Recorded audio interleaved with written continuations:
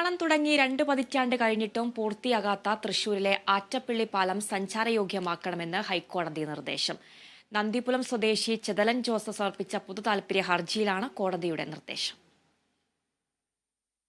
പാലത്തിന്റെ അനുബന്ധ റോഡിൽ വലിയ കുഴികൾ രൂപപ്പെട്ടതോടെ ഭാഗികമായി ഉണ്ടായിരുന്ന ഗതാഗതവും അവതാളത്തിലായിരുന്നു.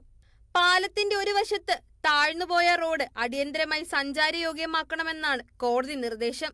മറ്റത്തൂർ ഭാഗത്തേക്ക് ഗതാഗതം ഉറപ്പാക്കാൻ തൃശൂർ ഇറിഗേഷൻ സൂപ്രണ്ടിംഗ് എഞ്ചിനീയർക്കാണ് നിർദ്ദേശം നൽകിയിരുന്നത്.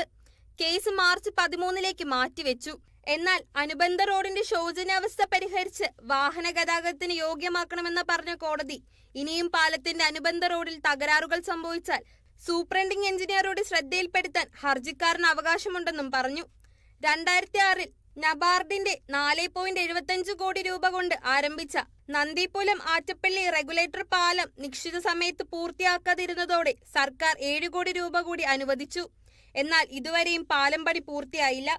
ഈ സാഹചര്യത്തിൽ അധികൃതരുടെ അനാസ്ഥയും കാലതാമസവും ചൂണ്ടിക്കാട്ടിയായിരുന്നു ഹർജി.